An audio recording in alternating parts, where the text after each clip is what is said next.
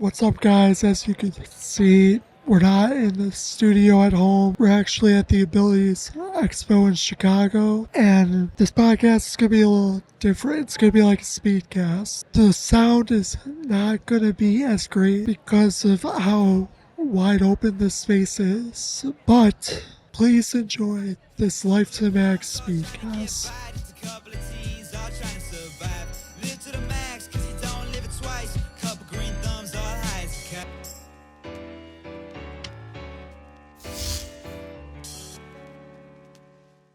What is up, everybody?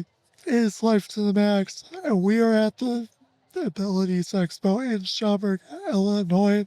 It is June 21st, 2025, and today I have Kayla Godwin, and she is a personal assistant to Corey Lee, a very, very well-known person and a very humble person, and it's an honor to meet you, Kayla. It's nice to meet you too. I did hear that you have health problems as well, like a disability. Is that correct?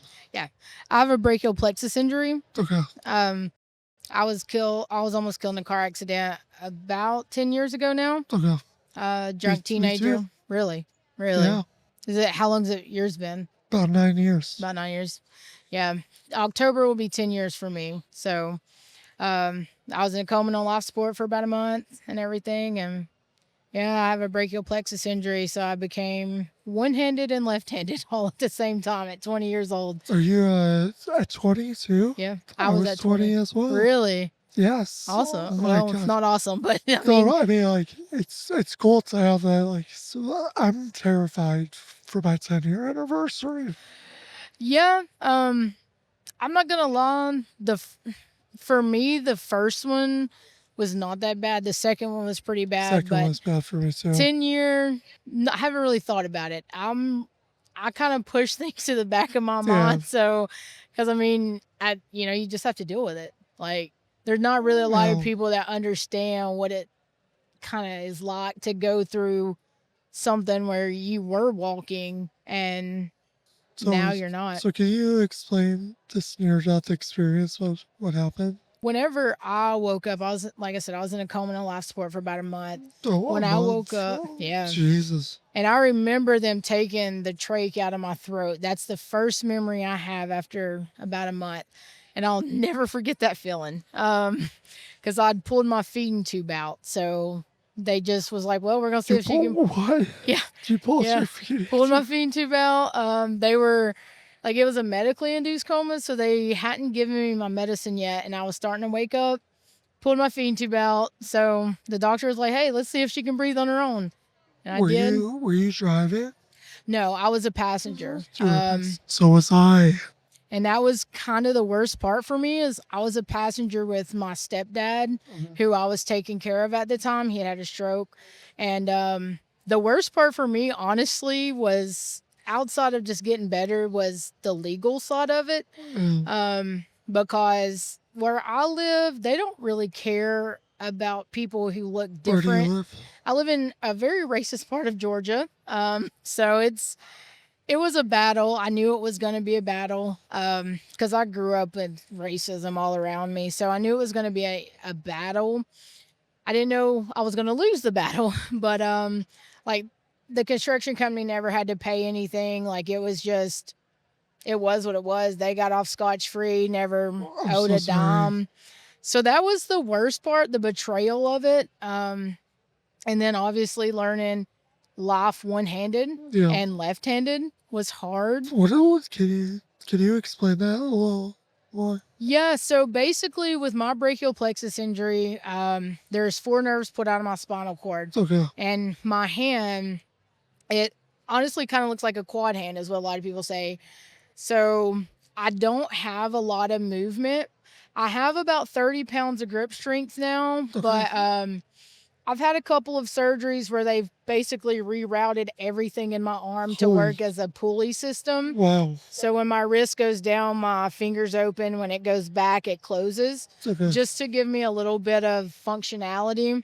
And I do good. I mean, I taught myself how to redo everything that I've ever done, plus some. I built guitars for years. So I Did you play learned. guitar? I don't. No, I can't play it, but I can build You could build? hard body electric and bass guitars. I can build. So You gotta build me one. oh, we could definitely build you one for sure. I loved it. I did it for about 10 years, and so now I just started traveling more full time with Corey. Yeah, can we get into that a little Yeah, bit? yeah. So, how did you meet Corey? Well, one of my best friends when I was in the wreck knew Corey, and Corey was looking for a new caregiver, so we met and we just kind of hit it off. And one day he asked me to go to Amsterdam in India. I'd never been on an airplane. I'd never even been to an airport. So Wait a minute. I was India? India. Yeah, Amsterdam and India. And I was terrified. But the thing about it was, I honestly, the only reason that I went is because I had money in my savings, and I I didn't really know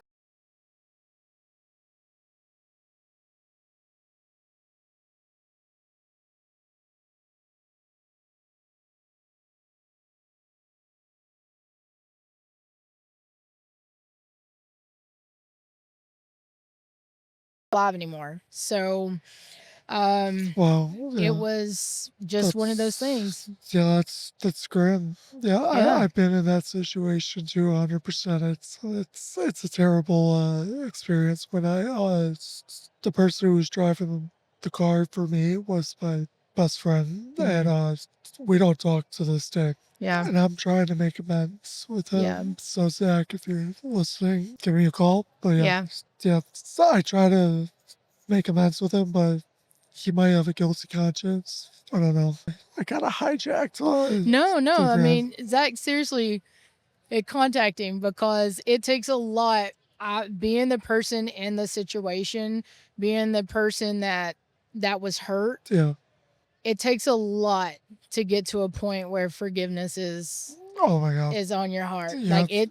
So Zach, reach out. I mean, it takes a lot to get to that point. I mean, and like you said, you've been there to the point where suicide was an option. Dude, I almost hired someone to. I almost hired someone to kill me. Like honestly, my friends. Like so I almost did it, and I was like, and my friend said, "I'll go to jail with you." That's not. That's not Yeah. a good friend, by the Yeah. way. So let's circle back. So you go to India. Yeah, I went to Life India. changing. It was life changing. I still wasn't sure that I wanted to live, but I knew that there was more to look forward to. Yeah. So yeah, it kind of turned in. I think the next trip was actually Antarctica. My first cruise. I'd never been on a cruise, What? and it was a month long. So I was like, well, I hope I don't get seasick because it's a month long. Corey just said, "Do you want to go to Antarctica?" Yeah, he was like, you want to go? Like, we need, his mom gets seasick. He was like, it's a month long, and it's going through the Drake Passage, which is the roughest water in the world. And I was like, sure, why not? And Dude, that is awesome. yeah, That is so cool.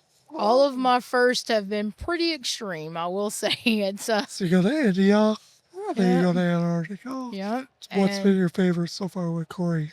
My favorite would have to be India just because of the humanity. I mean, it's a lot of those people don't have anything, but you don't see people that are hungry over there because they will give you anything that they have. And it's unbelievable to see something so vastly different than America. Culture shock.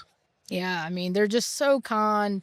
And I think that a lot of us kind of had a perception, or I know where I come from since it is so just backwoods racist. They teach not great things about Muslims. And so I was scared when I went to India, not because I knew anything about Muslim people, just because I had been conditioned that way and didn't really realize it. But that is my favorite country, and every Muslim country I've ever visited, I feel safer in that country than I would feel walking around in towns in America. Wow. So, well, for everybody listening, make sure you check out India because it's not as bad as people say. Exactly. It And is life changing. would you say Corey changed your life? I would say that in some ways, yeah. Just it was kind of like the perfect storm, us meeting and him needing a caregiver and wanting to travel more out, Yeah. outside the states. It was kind of a perfect storm, and then plus also like seeing his, just seeing him overcome a lot of things, like it's incredible because I can still walk, and Yeah. I can't imagine some of the things that he's done not being able to walk, so. And I've definitely almost went to jail a couple times over Corey because I get pretty protective, That's good. and we get in some places that are, yeah, it's He seems like a really, really good guy. yeah, And I'm super happy he came into your life. It seems very like serendipitous and that you guys were able to like come together and you're able to help each other. I feel like people come into your life like yeah, for a good reason. And absolutely. my personal assistant, I'm very grateful for her. She does everything under the sun for me. And she makes sure my life's great, and I'm pretty sure you make sure Corey's life is great. Right. So, told I gotta wrap this up, but is there anything you would like to say to the people out there?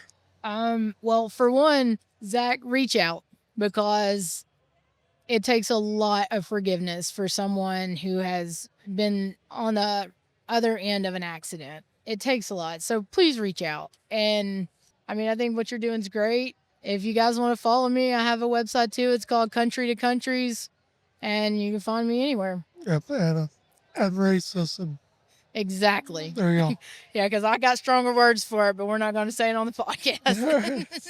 If you guys enjoyed this content, please like, comment, and subscribe. And as always, take a breath. Thank That's you so right. much. Thank you. So. You know the smell is potent. Never really tripping, try my best to stay focused. I try to keep it cool, all you lames keep it bogus. I head on a swivel, looking out for the locust. I'm on 10 toes, trying to top my opponent.